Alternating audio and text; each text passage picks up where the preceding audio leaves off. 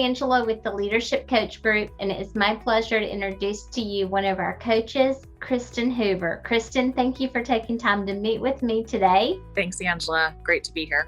I would love to learn more about your coaching style when you're working with clients. I love that question. What I really love my clients to know about me is I'm a coach, but I'm also a consultant. So a coach's job is to really shine light on the client and really excavate their facilitating of their thought process and their experiences. And a consultant is there to really advise and assist. And I'm a blend of both. And so I can tell when the client is really craving that coaching experience. And that every now and then I'll be really very willing to drop in a direct and blunt advise and assist moment. And usually I'll ask permission, but I'm a blend of both. And it comes from my 20 years of military experience where you're thrown into different, you have to kind of play different roles, if you will. So I try to situationally determine or pivot what's needed for my client. Tell me a little bit more about your background with that. Did you spend 25 years in the military? Yeah, 20 years in active duty and 4 years at the Air Force Academy. So I joined when I was 17 years old. And, for the military, I wanted to see the world. I wanted to serve our country. And so it came from that line, and I come from a military family. But I would say that what I love is I was able to see the world, and I was able to run $3 billion programs to help rebuild countries like Iraq, a war-torn country, where there really isn't a guidebook to do that, but you're just having to rely on your own leadership chops and partner with your allies and to, grow your teams and cultivate the culture to help stimulate a local economy.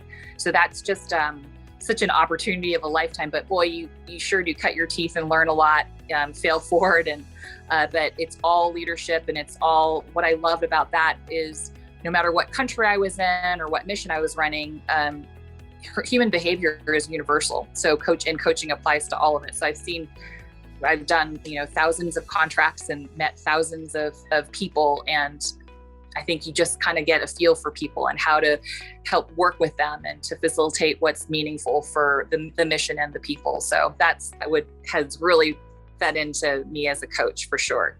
I love that, having all that operational experience to offer my clients. While you were in the military, you became a commander, which is pretty much like the CEO of a company, correct? Yeah.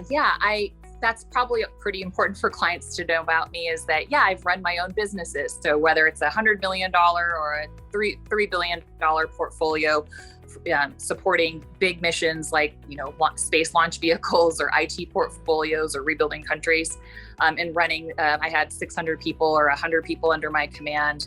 The largest was like 600 people, and it was an international organization. So I had troops in Bahrain, Germany, DC, and Hawaii. So I have experience with geographically separated and global organizations. All of that, I ran the business end of the military and specifically in the Air Force. All of that translates into my clients and what kinds of missions that they're running. So I really do appreciate being able to blend the managerial experience that I have with the leadership solutions that are needed. So I know that you were more in the administrative side for your military background, but we had talked and you mentioned while you were on deployment, you had a lot of downtime and you had a more creative side that you liked to be able to express during that time, right? Yeah, no, I think that's something that not many people think about. Like, you think about people deploying and they go to war and you do work 7 days a week, but you end up having, still 24 hours in the day, and you have a lot of time to think and to reflect and to read and to pick up different crafts, if you will, or practices. And so some people get into mindfulness, or we all work out like 2 times a day. But I also really picked up on what is the right side of my brain, the creative side of me, which is more about like music. And I played piano for 7 years when I was little. And so since I couldn't carry a piano with me, I picked up the guitar and sang. And it's just kind of a way for me to kind of lose myself and find myself in that artsy way. And I think it's important for people to find ways to express themselves and to, blend that critical thinking, analytical with the creative side. So I like that in me. And I think that also plays into what I offer to my clients. What are some examples of how you use that analytical side and your creative side mixed together for tools and techniques to work with your clients? Yeah, I think it comes in two forms. One is usually in the 1 hour session or the 30-minute session. My brain will be integrating from, maybe not just processing information, but also like, hey, let's take a chance on this. Let's try this. Let's stretch ourselves in this way, kind of more of a creative expression of our leadership, discovery and our journey there. And then in between sessions, some of my clients, they don't want to hear from me for a week or for 2 weeks, that kind of thing. That's great. But for some of my other clients that are wanting to incorporate, micro habits or tiny habits or things every day to kind of move that needle, if you will, I love designing homework that is meaningful and powerful and purposeful for my clients. And so it can be all sorts of things, incorporating nature or incorporating, 3M stickies or something that might seem really minor, but ends up helping to really make the difference in one thing, reflecting and having all this clarity in a session, but then also reshaping your lives and taking the next step to become either this different version of yourself that you're aspiring to be. So I kind of use that creative side in those two ways. And I know you mentioned the part of the consultant role. So between being in the military and doing coaching full time, you had that time of consulting, but tell me about your aha moment or what really inspired you for, I want to do coaching full time. Oh yeah, that's to this day, that's so good. So for 20 years in the military, you call it mentoring. And that's the part I just absolutely loved. It's such a privilege when people trust you with what's happening with them, what they hope, what they fear, what they long for, what they're stuck with. And so again, we call it mentoring. And so I did it for 20 years. And then in consulting, I did consulting after I retired from the military, I found that of all the missions that we're advising on, I love the one-on-one. I love the team interaction. I love the team building, the cultivating the culture.